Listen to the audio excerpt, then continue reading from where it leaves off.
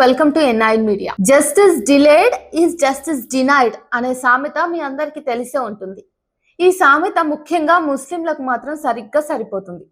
Bombay blasts, ఏవైతే Bombay bomb blast ఉన్నాయో ఆ కుట్ర కేసు, అలాగే తబ్లీగ్ జమాత్ సభ్యుల మీద ఢిల్లీ పోలీసులు పెట్టిన కేసులను దేశ అత్యున్నత న్యాయస్థానం జూలై నెల 2వ వారంలో కొట్టివేసిన నేపథ్యంలో ముస్లిం సామాజిక వర్గం బాధిత సమూహంగా ఎలా అన్యాయానికి గురవుతుందో, అలాగే నేర విచారణ సంస్థలు, భద్రతా నిఘా సంస్థలు ఎట్లా పక్షపాతంతో పనిచేస్తున్నాయో చర్చకొచ్చింది ఈ నేపథ్యంలో.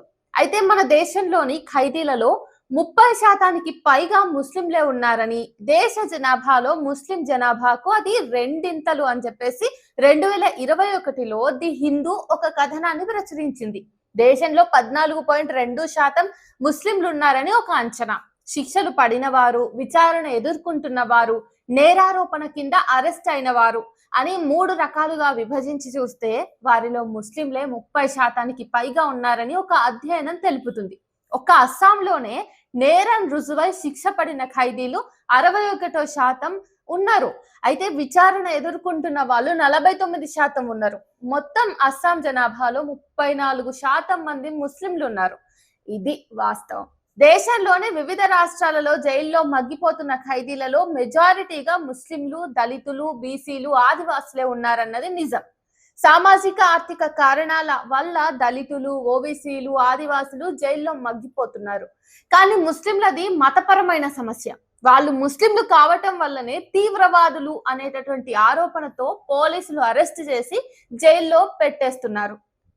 బాంబు పేలుళ్లకు, అల్లర్లకు కుట్ర పన్నారనే నెపంతో IPC 120B 153 కింద అరెస్ట్ చేసి జైల్లో వేస్తే దశాబ్దాల పాటు చీకటి గదుల్లో మగ్గిపోతున్నారు. తాడా, పోట, ఊపా వంటి చట్టాలన్నీ ముస్లింలను లక్ష్యంగా చేసుకొని చేసినవే.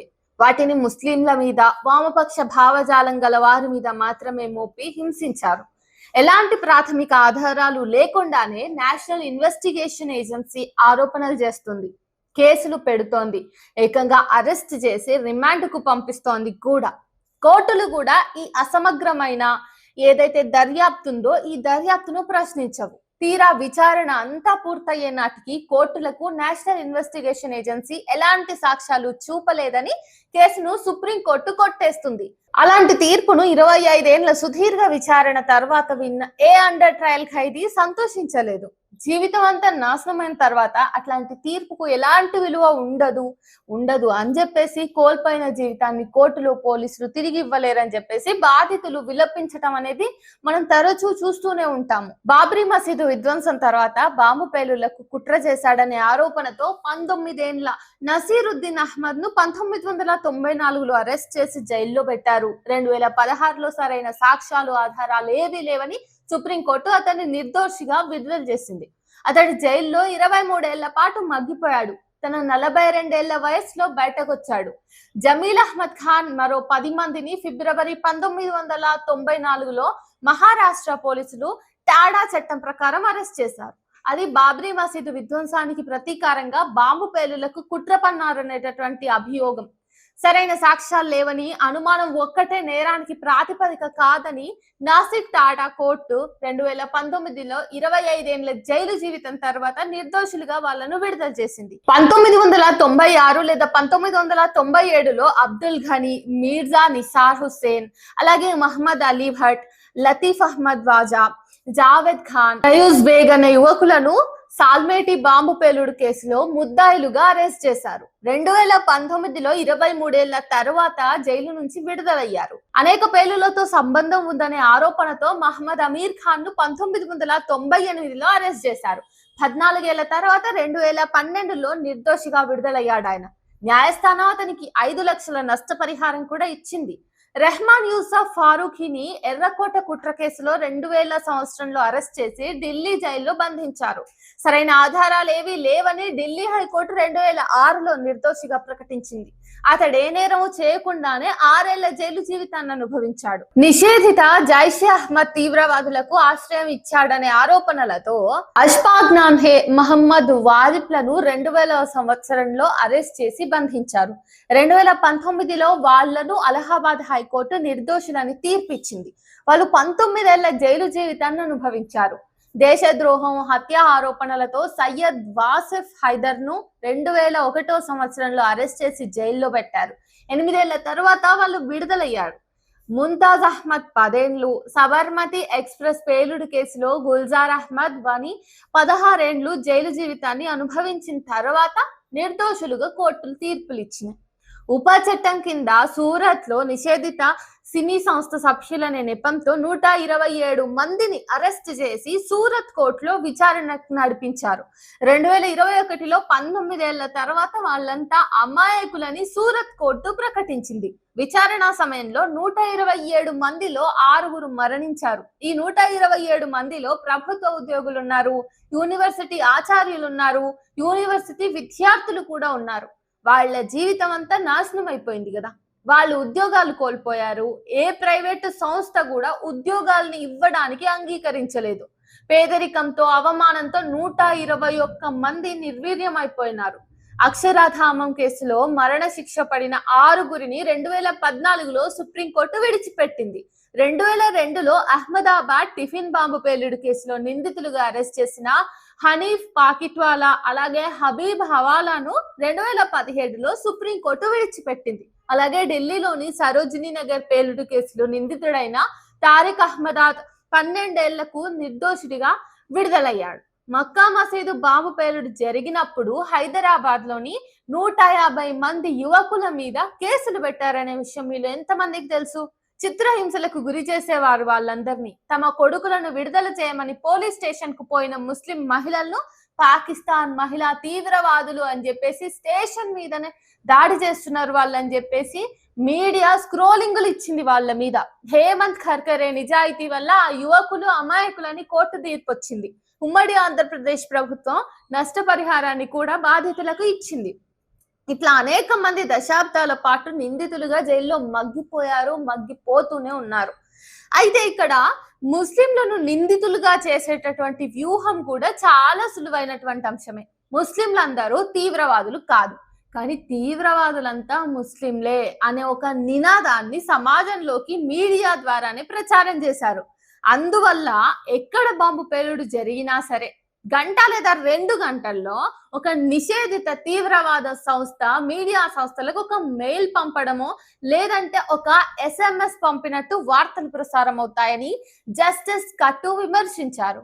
ఎట్లాంటి ప్రాథమిక విచారణ చేయకుండానే చాలా సంఘటనల్లో నిఘా సంస్థలు ఏదో ఒక నిషేధిత సంస్థ ఆ సంఘటనకు పాల్పడినట్టుగా ప్రకటిస్తాయి. అంతేకాకుండా మరో 2-3 గంటల్లో కొంతమంది తీవ్రవాదులను గుర్తించినట్టుగా కూడా మీడియాలో వార్తలు బ్రేకింగ్ న్యూస్ లాగా స్క్రోల్ అవుతూనే ఉంటాయి. ఇదంతా ఒక పథకం ప్రకారం జరుగుతుంది. ఎట్లాంటి ప్రాథమిక విచారణ చేయకుండానే, ఆధారాలేవి సేకరించకుండానే నిందితులను కోర్టు ముందు హాజరుపరుస్తారు, వాళ్లను జైళ్లలో పెడతారు, కస్టడీకి తీసుకుని హింసిస్తారు. కనీసం బెయిల్ ఇవ్వడానికి కూడా పోలీసుల సూచన మేరకు కోర్టులు నిరాకరిస్తాయి. ఆఖరికి తేలిదేంటంటే సరైన సాక్ష్యాధారాలు కోర్టుకు సమర్పించడంలో దర్యాప్తు సంస్థలు విఫలమయ్యాయనే కారణాన్ని చూపించి సుప్రీంకోర్టు ఈ కేసులన్నింటినీ కొట్టేస్తుంది. ఒక సమూహాన్ని దోషిగా నిలబెట్టే పనికి పోలీసులు బాజాప్తా ఎట్లా దిగుతున్నారు? నిజమైన నేరస్తులను పట్టుకోవడానికి దర్యాప్తు సంస్థలు ఎందుకు సిద్ధంగా లేవనేటటువంటి ప్రశ్నకు సమాధానం కూడా మనకు తెలిసిందే. ఈ దేశంలో అనేక కుట్రలకు, అల్లర్లకు, విధ్వంసానికి సంఘ పరివార్ కారణమని స్వయంగా 2014లో రాహుల్ గాంధీ ప్రకటించారు. ముఖ్యంగా అత్యున్నత దర్యాప్తు సంస్థలు, నిఘా సంస్థలలోని అధికారులకు సంఘ పరివార్తో సంబంధాలు ఉన్నాయని, ఇద్దరూ కలిసి దేశంలో అనేక విధ్వంసకర సంఘటనలకు కారణమయ్యారని చెప్పేసి కూడా ఆయన విమర్శించిండు. ఆ ప్రకటన చేసినప్పుడు కాంగ్రెస్ కేంద్రంలో అధికారంలో ఉంది. ఆయన చేసినటువంటి ప్రకటనను రుజువు చేసేలాగా హేమంత్ ఖర్కరే విచారణ సాగింది. అందుకే ఆయన్ని కాల్చి చంపారనేటటువంటి ఆరోపణ కూడా ఉన్నది. ఖర్కరేను ఎవరు చంపారనే గ్రంథం కూడా వచ్చిన సంగతి మనకు తెలుసు. అందువల్ల ఇస్లామోఫోబియా అన్ని రంగాలను ఆవహించేసింది. ఆ ఫోబియా నిఘా సంస్థలకు ఎక్కువగా పాకిందన్నది కూడా మనం అర్థం చేసుకోవాల్సినటువంటి అంశం ఇక్కడ. అయితే స్వతంత్రం రాకముందు నుంచి ముస్లిం ఫోబియా తీవ్ర స్థాయికి చేరింది. రెండు మత సమూహాలను రెండు జాతులుగా నిర్వచించి ద్విజాతి సిద్ధాంతానికి సర్వత్రా అధికారం అంగీకారం వచ్చేలాగా చేసుకున్నారు. మనము వాళ్ళు అనే విభజన ముస్లింలను పరాయి వాళ్ళుగా అవతలి వాళ్ళుగా మార్చేసింది.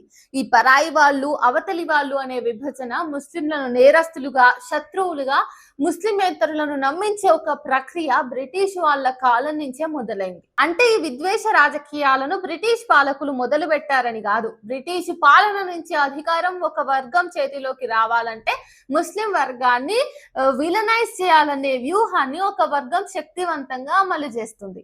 ఈ విలనైజేషన్ ప్రాసెస్ లో మతపరమైన అల్లర్లను ముఖ్యమైన సాధనంగా ఎంచుకున్నారు. ఎవరి మీద దాడి చేసినా కూడా ముస్లింలను అరెస్ట్ చేసి జైళ్లలో నిర్బంధించే ఒక పద్ధతిని అమలు చేస్తూ వస్తున్నారు. అల్లర్లలో పాల్గొన్న హిందూ సంస్థల నాయకులను అరెస్ట్ చేసి జైలుకు పంపిన దాఖలాలు లేనే లేవు. కానీ వేలాదిగా ముస్లింలను అరెస్ట్ చేసిన సంఘటనలు అనేకంగా ఉన్నాయి. ఎట్లాంటి ప్రాథమిక ఆధారాలు లేకున్నా అరెస్ట్ చేసి రోజుల తరబడి బంధించిన ఉదంతాలు ఎన్నో ఉన్నాయి. ఇదే ధోరణి స్వతంత్రం వచ్చిన తర్వాత కొనసాగుతోంది. దేశ విభజన తర్వాత హెచ్చరిల్లిన హింసకు మన దేశంలో ముస్లింలు బాధితులయ్యారు. ఆ బాధితులను పోలీసులు ఇతర భద్రతా వ్యవస్థలు అవాంఛిత వర్గంగా భావించడం ఒక విషాదం.